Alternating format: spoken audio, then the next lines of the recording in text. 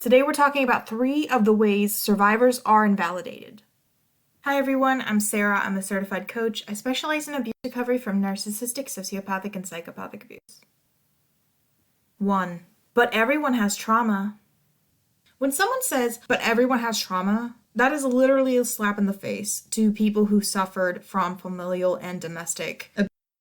Because when you are going through that form of trauma, it's completely different than someone who just fell off the monkey bars as a child and they're like, oh, I'm afraid of heights now.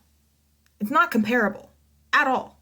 And of course, any relationship that ends can be very traumatic, even if it was a healthy relationship. But that's not the same thing, because if your caregivers, your parents, the people who were supposed to love you unconditionally as a child gave you conditional love, gave you so much trauma with their destructiveness, with their unhealed pain, or their madness, is absolutely not the same.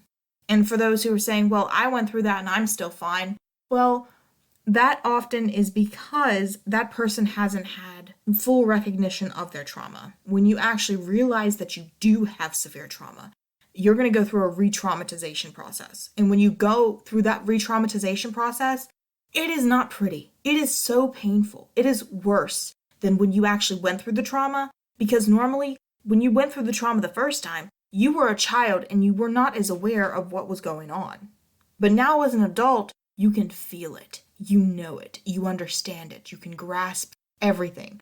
And why you were different when you were a child and a young adult and you were just going through life as you could, because you were relying on your conscious brain, the fully conscious brain, and the lizard or reptilian brain, which is in control of our very primitive features like our fight, flight, freeze, and fawn response, instead of your subconscious, where the subconscious filters out everything that is not essential to us, but it holds everything inside. Your body will keep track of everything that we've ever been through, and that is stored in the subconscious. When that comes to the light, it's very shocking. It's the most horrible thing that you can probably feel. And a lot of people don't want to let themselves feel that, so they block it off, keep it in that subconscious, and keep living day to day. But that can also lead people to continue the cycle of abuse and not even know it. They're like, oh, well, it's fine because my family did it. And you might not be good with your emotional regulation. You might not be good with boundaries. You might not be good at coping. And you might take that out on your kids if you're not careful. You might not mean any harm by it and you're not being like your parents. But if we're not addressing this type of thing, then we're not going to get better. And shaming someone because they're actually living through this and allowing themselves to relive this experience that was super traumatic for them is so wrong. It's like the people who are online and they will comment, oh, everybody's a bunch of snowflakes because I was beaten as a child and I turned out just fine. Did you really? Probably not, because the way you're responding is you're invalidating everyone who ever suffered. It's important to hold space for people who need it, because not everyone is in the same part of life. Not everyone is the same stage of healing or being the best them they could ever be. So we have to be cautious about that. Be aware that you don't know what someone is going through. 2. It's in the past. Get over it.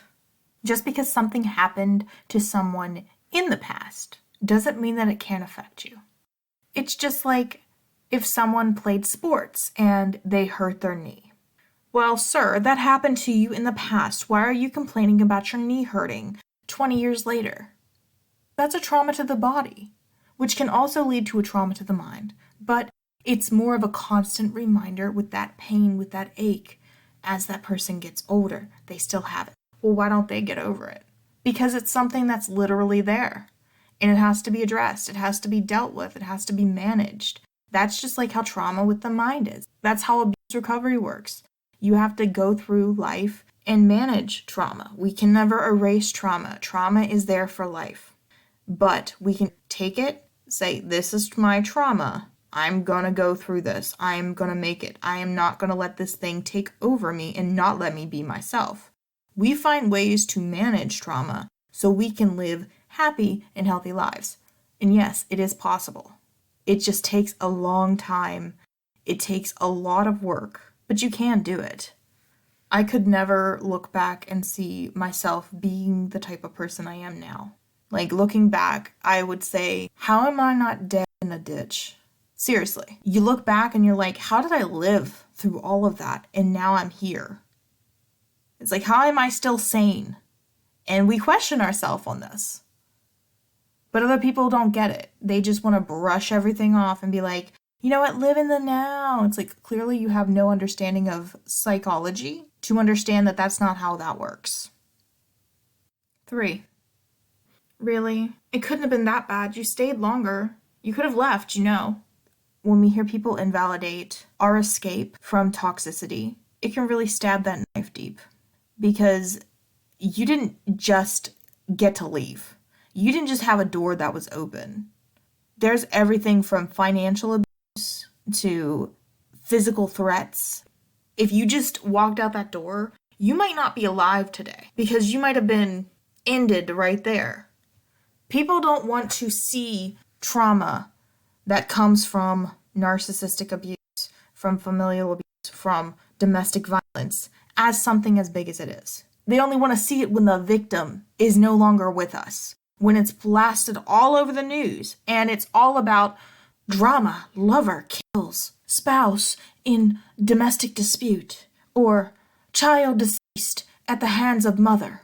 They don't want to see anything as it is, because let me tell you this, if you are a survivor of abuse of any kind, you are a survivor of crime. You survived that. Many people don't get to walk out and tell their story, but you can.